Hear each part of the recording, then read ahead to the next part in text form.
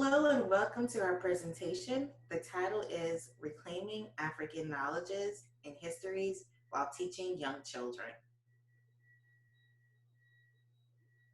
My name is Kamania Wynter-Hoyte, and I'm Assistant Professor at the University of South Carolina.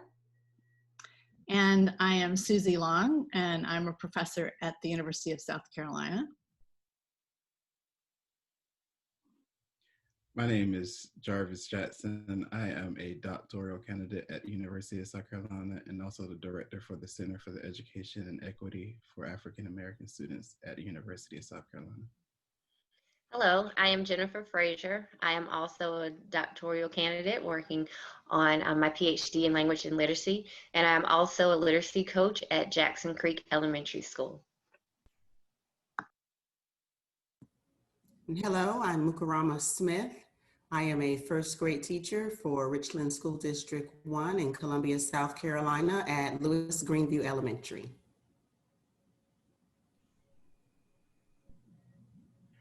This is a story for teacher educators and for teachers of young children. It is about countering anti-Blackness in early childhood and pre-service teacher education curriculum by focusing on pro-Blackness, missing and mistold histories, and African American language, heritage, and legitimacy. So we are going to begin by sharing a wonderful poem by Dr. Jamila Lyscat. And the title is 3 Ways to Speak English. And this is a great introduction for what we're going to talk about today.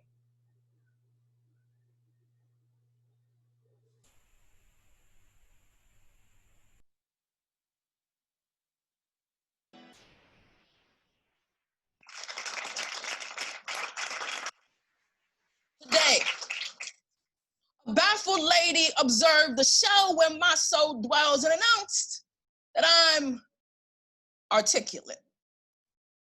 Which means that when it comes to enunciation and diction, I don't even think of it because I'm articulate. So when my professor asks a question and my answer is tainted with the connotation of urbanized suggestion, there's no misdirected intention. Pay attention because I'm articulate. So when my father asks, what kind of thing is this? My articulate answer never goes amiss. I say, Father, this is the impending problem at hand, and when I'm on the block, I switch it up just because I can. So when my boy says, what's good with you, son? I say, I just fall out with them people, but I done. And sometimes in class, I might pause the intellectual sound and flow to ask, yo, why these books never be about my peoples? Yes, I have decided to treat all 3 of my languages as equal because I'm articulate. But who controls articulation? Because the English language is a multifaceted oration subject to indefinite transformation. Now you may think that it is ignorant to speak broken English, but I'm here to tell you that even articulate Americans sound foolish to the British. So when my professor comes on the block and says hello, I stop him and say, no, you're being inarticulate. The proper way is to say what's good. Now, you may think that's too hood. That's not cool. But I'm here to tell you that even our language has rules. So when mommy mocks me and says, y'all be mad going to the store, I say, mommy, no, that sentence is not following the law. Never does the word mad go before a present participle. That's simply the principle of this English. If I had the vocal capacity, I would sing this from every mountaintop, every suburbia, and every hood. Because the only God of language is the one recorded in the Genesis of this world, saying it is good, so I may not always come before you with excellency of speech, but do not judge me by my language and assume that I'm too ignorant to teach, because I speak 3 tongues. 1 for each, home, school, and friends. I'm a trilingual orator. Sometimes I'm consistent with my language now and switch it up so I don't bore later. Sometimes I fight back 2 tongues while I use the other one in the classroom. And when I mistakenly mix them up, I feel crazy like I'm cooking in the bathroom. I know that I had to borrow your language because mine was stolen.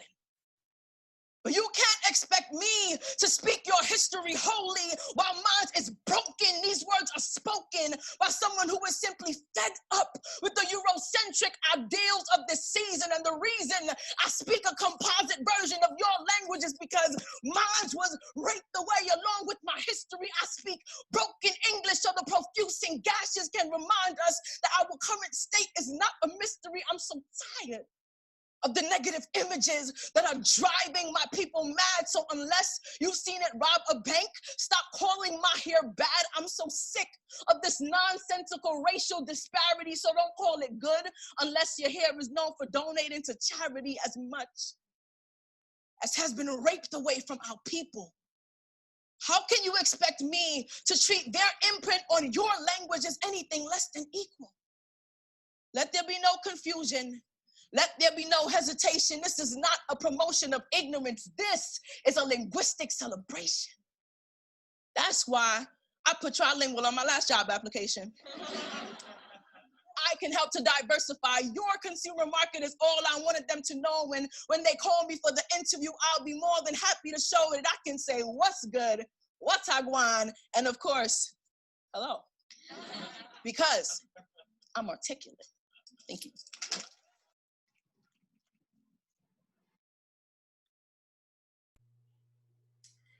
Like the poem, our talk will explore the beauty, the structure, the heritage of language. And we are going to investigate the importance for every child to have the right to know the beauty of their language. So we know, however, that pre-service and in-service teachers will not grasp or be able to teach about the brilliance of African American language until they are able to dispel some stereotypes about Africa. This means unlearning and relearning histories. So for example, this is a quote from one of our pre-service teachers. Most of us have been brainwashed into believing that Africans are poor, defensive souls who have no language and culture. They just run wild all day, and that's not true. So we have to show how brilliant, resourceful, and advanced Africa is in order for them to believe that AAL is a valid language and must know about Africa is wrong. And many times they think that Africa is wrong. So here are some images out of the Real Africa Ithaca College in New York, and they were trying to dispel the stereotypes that comes out of Africa. So here we have Africa is not a jungle filled with wild animals. Africa is not a country. Africa is not defined by poverty. Africans don't need to be saved. Africans are not primitive. Africa is not a jungle filled with wild animals. Africa is not hopeless. Not all Africans are fast runners. I don't speak African because African is not a language. Swahili is not the language spoken by all Africans. So as teachers, we have to think, how do children develop stereotypes about Africa by the time they're 6 years old? And it's because of the messages that they're inundated with.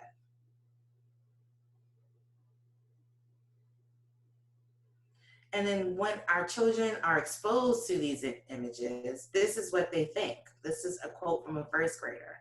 Brown people were bad and sent to Africa. Brown people were bad and sent to America, when she was referring to enslaved Africans.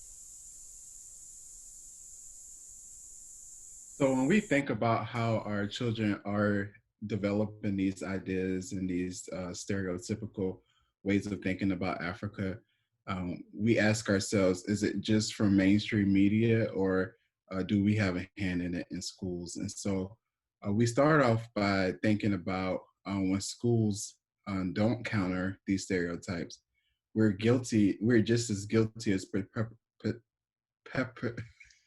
perpetuating, that those ideas, and we teach and reteach some of those ideas at the same time. And this is called anti-Black violence.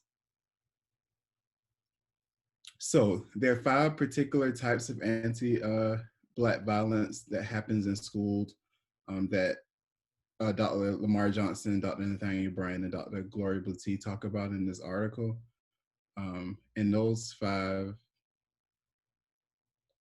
are symbolic, systemic, physical, curricular, and linguistic. And these are all types of violences that our children experience on a daily basis in our schools.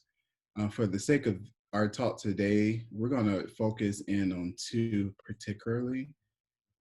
The first one being curricular violence, and acknowledging the fact that our curriculum is often Eurocentric with Black heritage, knowledge, and histories and herstories, marginalized, tokenized, and or distorted.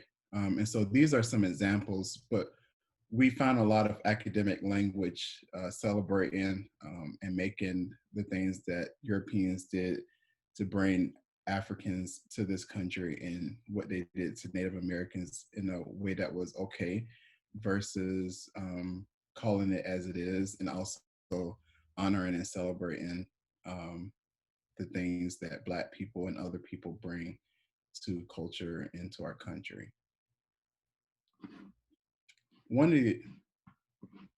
of the other things is linguistic violence. And in linguistic violence, we see that through oftentimes being told that we have to speak English, and that's not how you say it, and that's bad English, and stop speaking broken English. But we have to be able to understand and honor Black language as a actual language with it, that it is, and the rule drivenness that it is following. We draw on Bettina Love's concept of spirit murdering with anti-Blackness, and that's what's happening in our classrooms. And to follow and be more specific with that, we draw on Dr. Johnson and Dr. Bryan's naming of those bullets as disrespect, silencing, rejection, and omission. So this video is 3 young ladies who really dive into the idea of spirit murdering and some of the curricular and other types of violences that our children experience on a daily basis.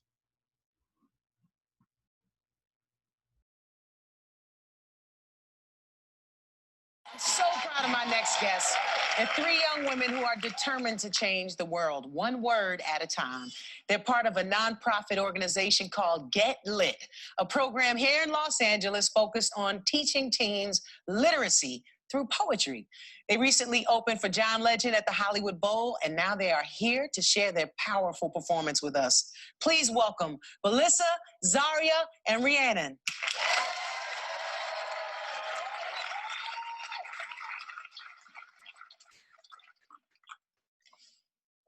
Here in America, in every single state, they have a set of standards for every subject, a collection of lessons that the teacher is required to teach by the end of the term. But the greatest lessons you will ever teach us will not come from your syllabus. The greatest lessons you will ever teach us, you will not even remember. You never told us what we weren't allowed to say. We just learned how to hold our tongues. Now, somewhere in America, there's a child holding a copy of Catcher in the Rye, and there is a child holding a gun. But only one of these things have been banned by their state government, and it's not the one that can rip through flesh. It's the one that says F you on more pages than one, because we must control what the people say, how they think. And if they want to become the overseer of their own selves, then we'll show them a real one. And somewhere in America, there's a child sitting at his mother's computer, reading the homepage of the KKK's website. And that's open to the public, but that child will have never read To Kill a Mockingbird because the school has banned it for its use of the N-word. Maya Angelou is prohibited because we're not allowed to talk about rape in school. We were taught that just because something happens doesn't mean you are to talk about it. They build us brand new shopping malls so that we'll forget where we're really standing. On the bones of the Hispanics, on the bones of the slaves, on the bones of the Native Americans, on the bones of those who fought just to speak.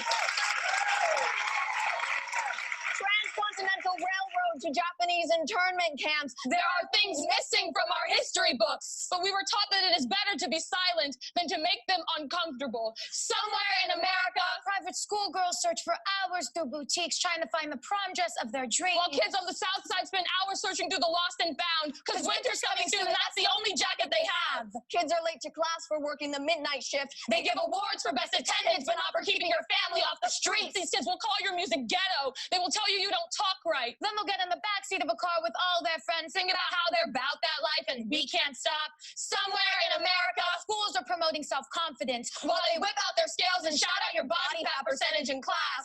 where the heftier girls are hiding away, and the slim fit beauties can't help but giggle with pride. The preppy kids go thrift shopping because they think it sounds fun. But we go because that's all we've got money for.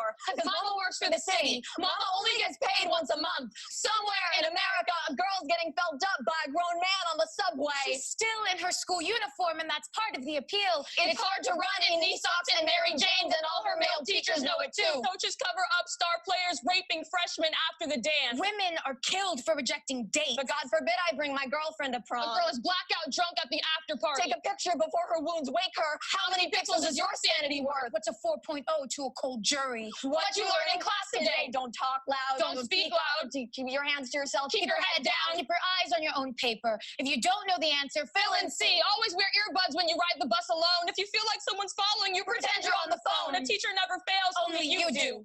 Every state in America, the greatest lessons are the ones you don't remember learning.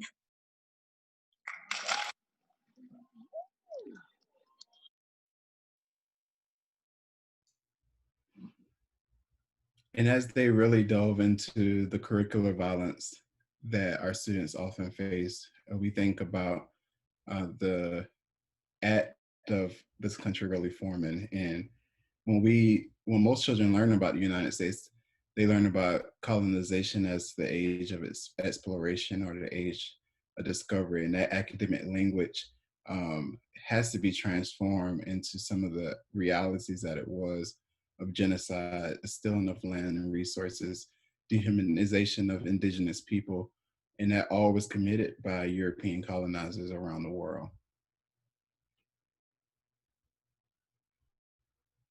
For Black students and all students, the first thing that they learn about Black people is enslavement, and they don't learn about the rich history of Africans before enslavement. So instead of learning about Africans from the point of enslavement, we should be teaching Africans and their influence on the world, from religion to art, music, science, poetry, novelists, and Africans were actually the first people to explore the world.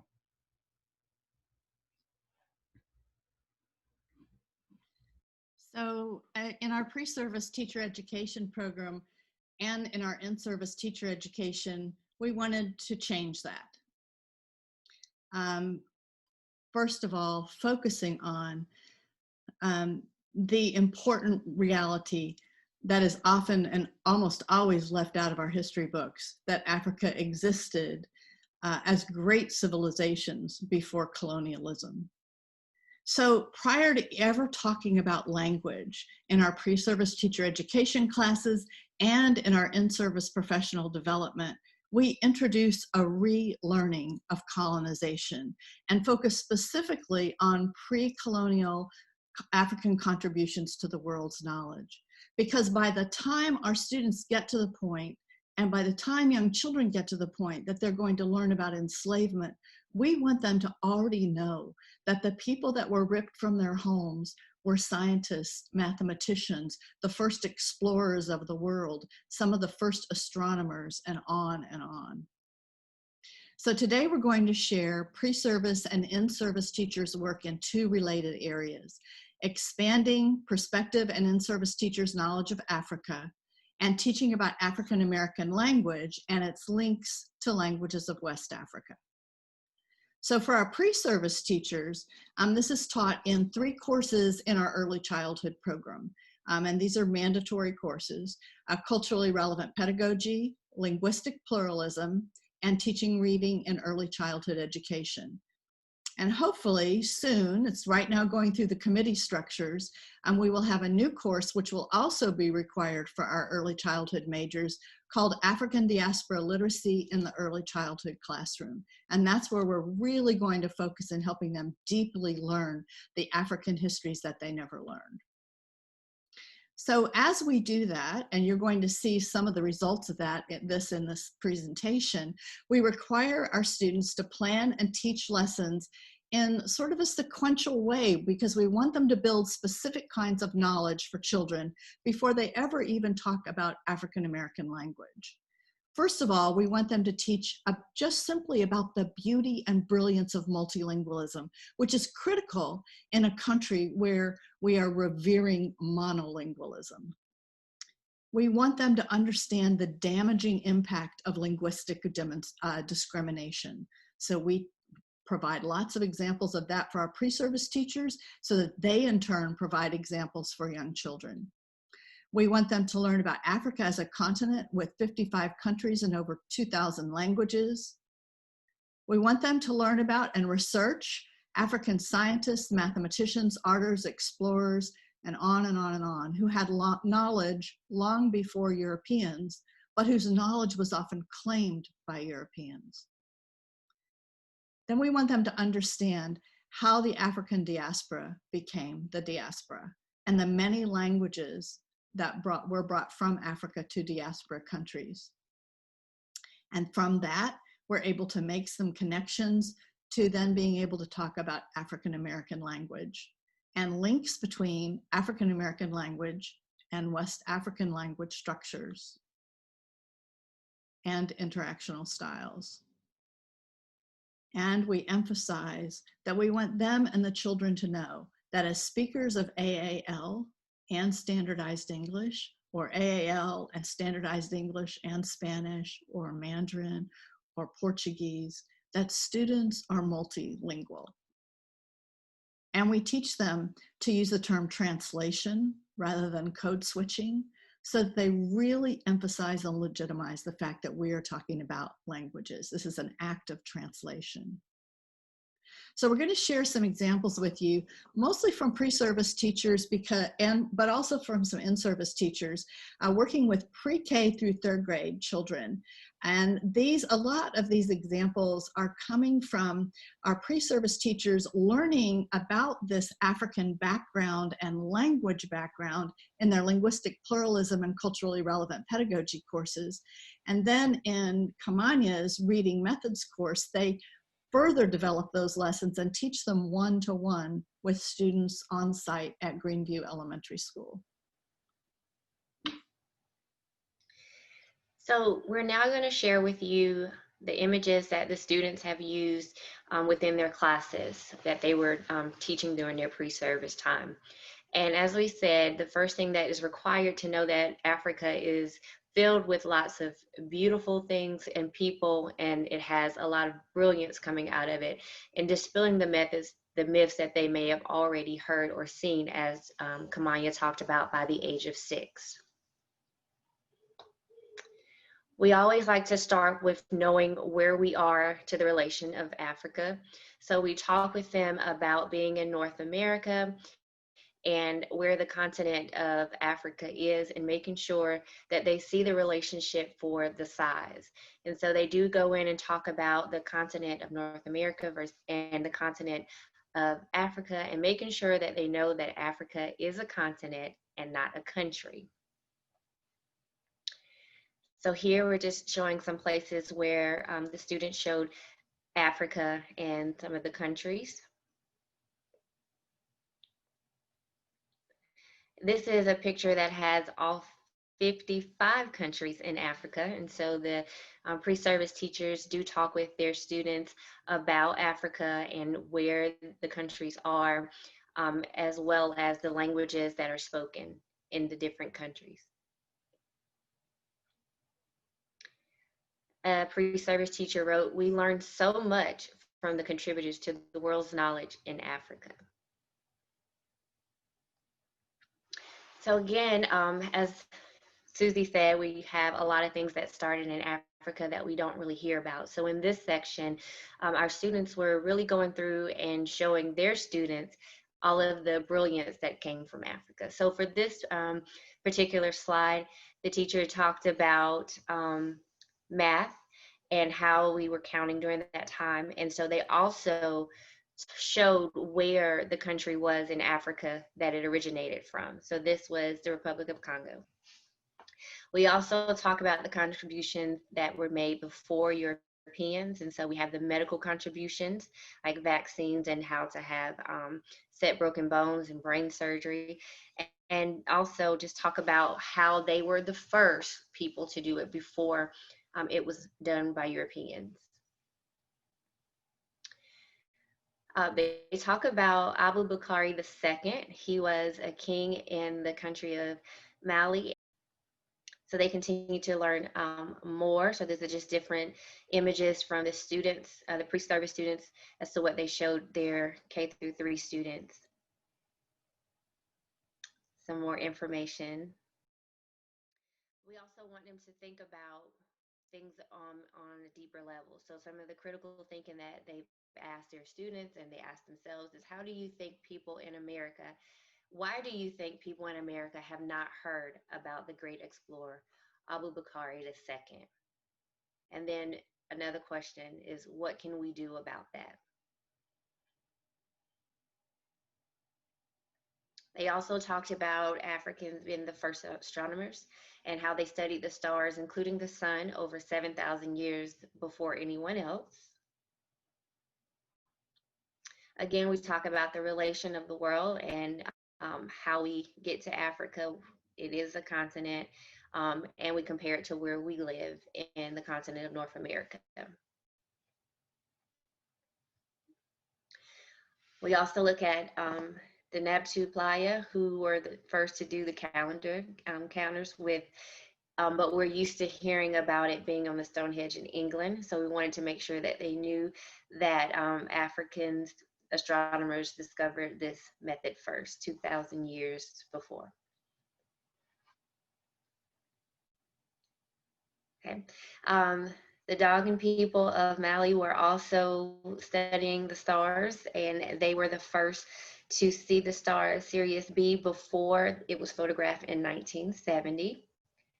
And they also knew about the Saturn's rings. And so here we're just showing some different things that they found with Sirius B and Sirius A.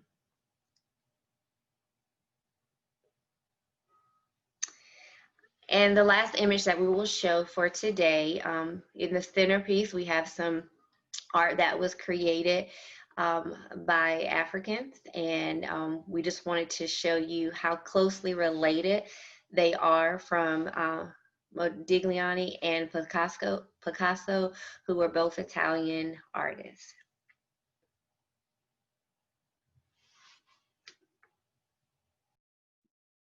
So following from looking at so many of the ways that we want children to understand African contributions to the world's knowledge, you know, and the last one that Jennipher was talking about, how, you know, European artists claim all kinds of fame for their art when it was actually inspired by and copied from African art. And this helps students then, as we begin to think about language, if we want to give legitimacy to African American language as something that is grounded in and has many similarities to characteristics of West African languages, the children first need to understand the richness and the brilliance of Africa. So I'm continuing with some slides now. These are, again, from our pre-service teachers using these slides as they work with young children. So this pre-service teacher is now telling her child partner, now that we've learned about some of the amazing contributions that African mathematicians, artists, explorers, and scientists have made, let's learn about some languages spoken on the continent of Africa. And so this student is now teaching and says, Africa is full of so many amazing and beautiful languages, over 2,000 languages. Look over here at some of the beautiful languages in Africa. And then they talk about languages in some of the countries where they're from. And to teach the children, do you know that most people in Africa are multilingual? Do you remember what multilingual means? Well, let's learn some words spoken in a few languages from countries in Africa. And so they do a little bit of language teaching. And I wanted to tell you that as they do language teaching, we emphasize that we want them to stop. We also ask them to listen to pronunciations over and over and over again to make sure that they're pronouncing correctly. But then to say to the children, just listen to the sound of that word and that language. Isn't that beautiful? Because we want the children to develop an understanding that these are beautiful sounds. These are not sounds to be scoffed at or to be made fun of, but beautiful languages.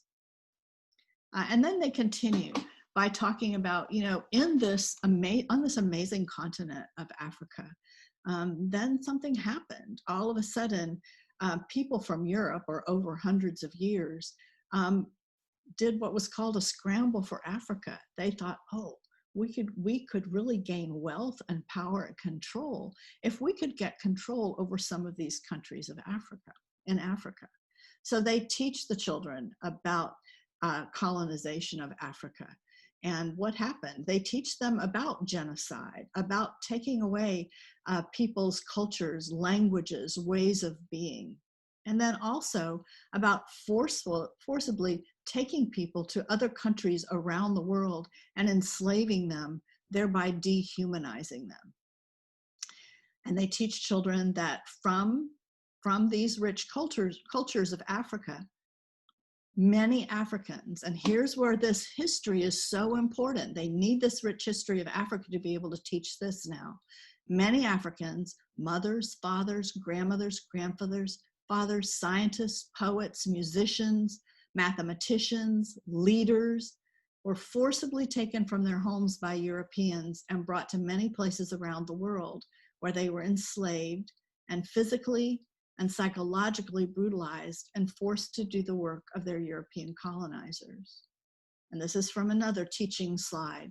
These arrows show the many different places that Africans, stolen from their homes, were taken, bringing their cultures and languages and traditions with them. And all of those places together are called the African diaspora.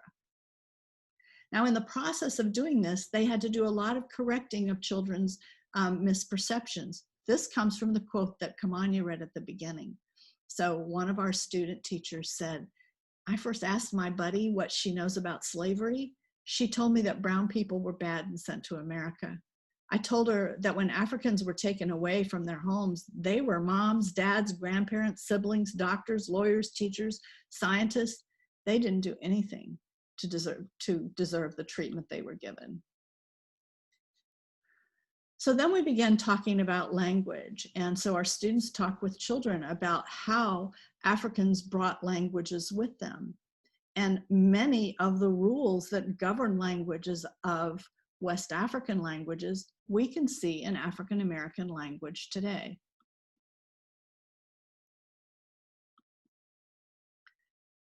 So we talked to the students about how they can now introduce the beauty and structure and history of African American language, now that they have set the scene historically, by now moving into the present day and starting with AAL used in a song or a book or a poem, because now they can point out African American language and say, let's talk about, remember the continent of Africa and the brilliance of the people of Africa? Now let's talk about how African American language is like many of the languages they brought with them. And so they talk about things like in many West African languages, that there, rather than a TH, there's a D or a T.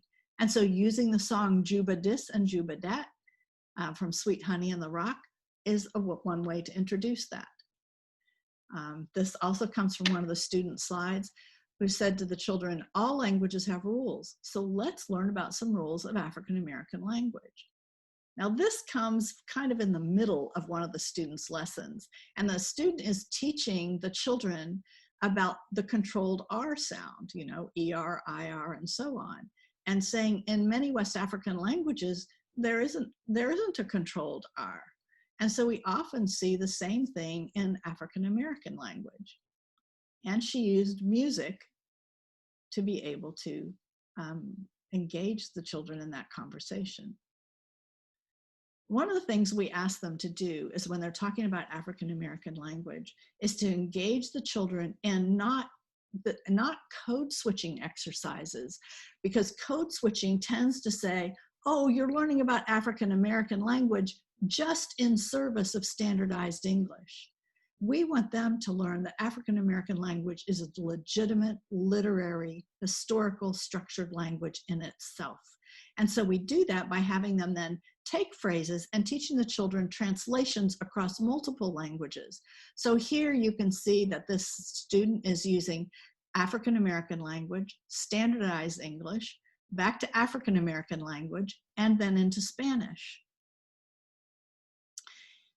This is really important in this box too, pointing out to the children that, for example, in Spanish, when a diminutive form of a word is used, it's often a shortening of a word is often the same that's used in African American language. It's the same thing with the double negative. It's in Spanish, it's in French, and it's in African American language. So look at the legitimacy of all three languages. These come from slides, and I'll just go through these quickly as they're working with the children to talk about, let's see if we can recognize some AAL rules, grammatical rules.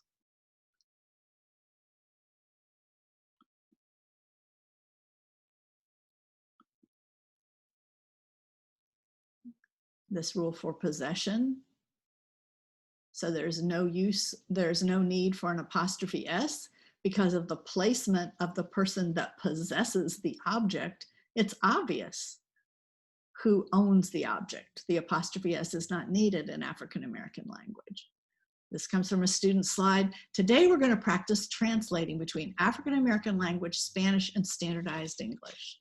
When we translate between different languages, we're practicing saying the same words, but the same meaning in a new language. So you can see here, the student teacher is guiding the children using AAL, Spanish, and standardized English. And one of the things we emphasize too is don't always start with AAL, because that often gives the impression that I'm saying I'm starting with AAL and then I'm going to correct you by translating into another language. So we often ask them to start with other languages first. We just translated between 3 different languages. Can you name them? And here are some more, looking at different language structures across languages in standardized English, AAL, Spanish. And then closing the lesson by saying, now let's remember, why were we celebrating being multilingual? Oh yes, when you can speak many languages like we just practiced when we spoke Gullah and AAL and Spanish and English, our brains are working in ways that other people's brains aren't able to do. By speaking many languages, we can connect with people all around the world. You have a wonderful ability to translate between languages. So after we did this, every year we asked the students about their experiences, our pre-service teachers. And as we looked back through some of the feedback that we gave them, we realized that they did meet some challenges in teaching these lessons. So one of the challenges was it took our students, our pre-service teachers, a while to trust that young children would understand complex concepts. But pretty soon they said, I didn't think that my student would be able to understand this, and they did. We also found that they had to fight against the bureaucratic stronghold on their own knowledge. For example, when our students wrote lesson plans that they were going to teach about colonizers, they often would default to saying, oh, they discovered new countries. And then we had to step back and say, okay, wait a minute. How can you discover a country that's already inhabited by great civilizations? They also struggled with knowing that it was okay to teach children the harsh realities of linguistic discrimination and enslavement. Yes, it's okay to teach children that people were brutally treated when they were brought from Africa to other countries.